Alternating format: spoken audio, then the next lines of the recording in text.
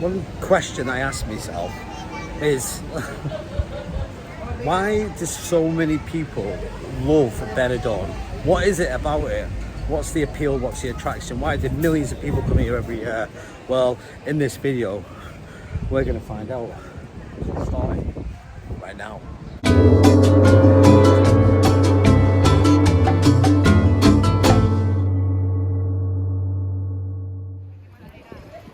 If you look around the beach, you can see it looks pretty quiet, doesn't it? Well, it does in that section, but further down there it's a lot busier. There's a bit of a gap there, but look at it, it's just thousands and thousands of people just chilling out, enjoying the sun. Okay, so what's Benidorm like? Why do people love it so much? So, okay, what it is basically in a nutshell, there's a vibration here. You think, well, what's he talking about, a vibration? There's an atmosphere, an energy, and what is that energy? It's a very happy one, and I think that's why people love Benidorm so much, because this a vibe. Everyone's happy. I watched a bit of YouTube this morning by accident, and I clicked on the news, and I didn't mean to watch it. It's just an automatic thing, because that's what we do, isn't it? We're creatures of habit. But anyway, I clicked on the news, and it was just so negative. And straight away, as soon as they had the first line, that was it. I thought, stuff that, sorry.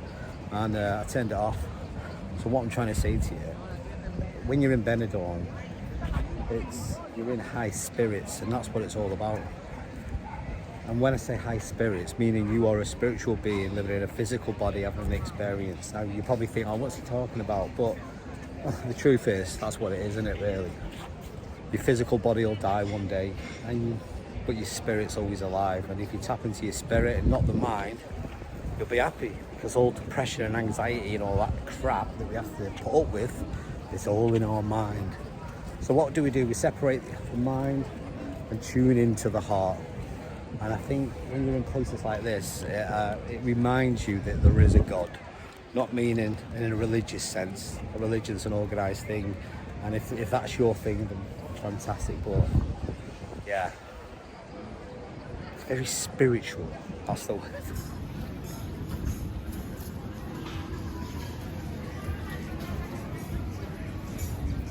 If you've not been to Benidorm before, what you've got to know, and this is a big one because I didn't know this, but Benidorm is basically split into two parts. There's the old town, which is where I'm walking towards now, and then there's a new town, which is back there. And you said, okay, what's the difference? Well, the old town, which is over there, sorry, behind me, which is back there, and then the new town is now behind me. So I'm walking towards Old Town. I said, okay, well, what's the difference? Well, the difference is one's busy, which is the Old Town, but the new town's really busy, right? But they're both busy, but they both offer different things. So the Old Town is more chilled out. It's where all the food is, and we all have to eat, don't we? And then the new town is where all the bars are. So there's not as many eateries. There's still hundreds, but not as many. So basically, people stay in the old town because they enjoy the food, and then people stay in the new town because they like having a dance, burning the food off. But again, down there it gets mad, it gets so busy, it's unreal. And like I say, it's full of groups, stags and ends. So if you don't like that sort of thing, don't come. But if you do, then this is paradise.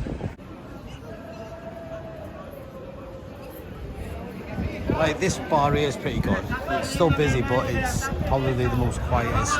It's called the Irish Bar. It's only small, so I'm going to go in here and have a refreshing alcohol. Don't want to get mugged. Okay, so what other reasons are there that Benidorm's so popular?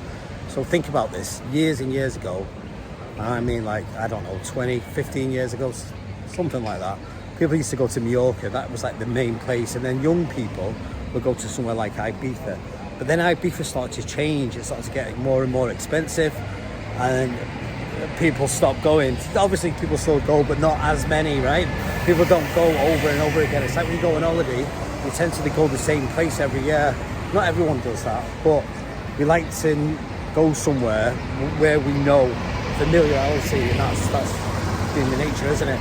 So I think Ibiza was very popular, Tenerife, Lanzarote, Mallorca, but Benidorm sort of wasn't really on the map because it was a fishing town. But again, everything's changed. Benidorm is booming, and there's a reason for that, because the alcohol's very cheap in certain places. I've not come across it. If you drink local lager, that's like €3, but every pint I bought's been like €5. I bought a pint the other day and it was €8 for ale. €8. I nearly spat it out when he told me the price. And believe me, I enjoyed that pint though, because I really got my money's worth, because it took me about 2 hours to drink it.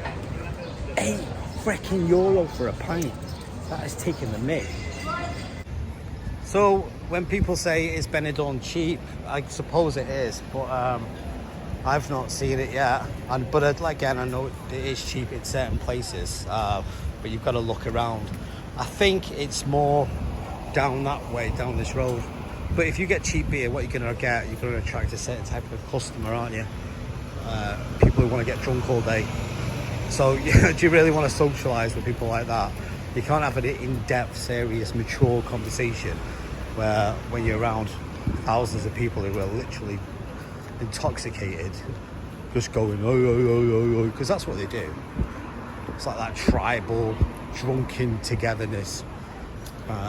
It's sad really, but yeah, that's the reality of it. But again, if you like that sort of thing, and obviously them types of groups do, because they're happy, they're just drunk. But yeah, that's where you get the cheap beer from. If you look, we're walking towards a bar called Rock Star. Can you see it in the distance? That big guitar, or guitar, that's how you pronounce it. She got an umbrella on. It's not going to rain, is it? No, she's not. She's keeping in the shade. She's not stupid because she lives here. She understands. It is literally beaking. I've got my sunglasses on. I'm going to take them off actually, because I'm going to have them white stripes at the side of my head. And then I will look like a tourist. I'm trying to fit in, but I don't really look Spanish, do I? Look at all the motorbikes. Flipping out. That's the thing, I'm a biker, and to live in Spain it's great being a biker because you can go out all the time because you know the roads are going to be dry. But unfortunately not in England. If it rains, the bike stays in, or if it's too windy, the bike stays in. So you're sort of dependent on the weather itself, right? So again, there's Rockstar there.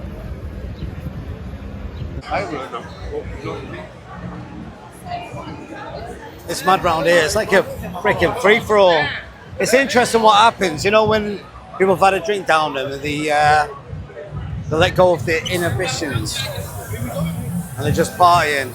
They're not really thinking, are they? I think what happens when people drink alcohol, it gives them a level of confidence, but it's illusionary, isn't it? It's not really real. Because would you act like this if you were sober? No, I don't think so. If you took away all the alcohol that people are consuming, would they still be so ambitious? Not ambitious. Not really going anywhere, are they? Would you be so confident? No, I doubt it. Why is he wearing a black mask? Bloody hell, it's not bloody the UK, mate. You'd have to do that here.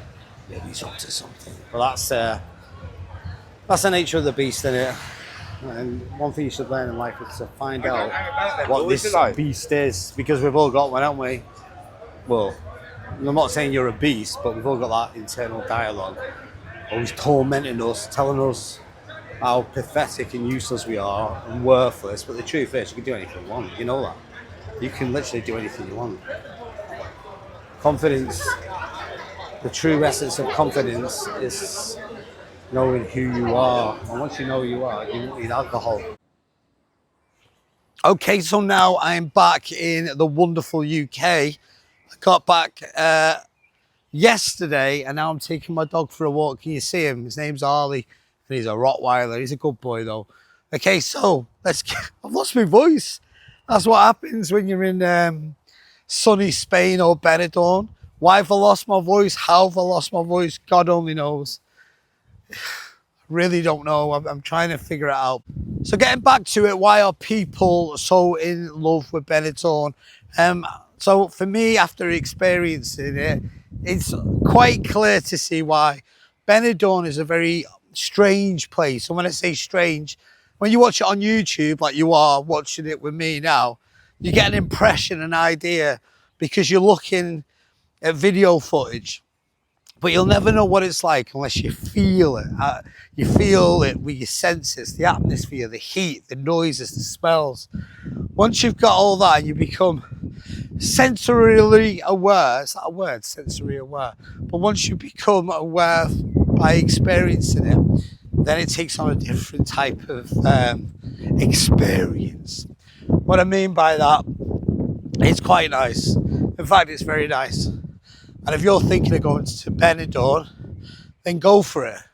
But again, what you've got to do is sort of stay away from the new town, because that's where all the stag doos are and the hens, usually stag doos. And there's sort of that underbelly world as well. What I mean by that is being asked if you want drugs every 5 bloody minutes, which is annoying.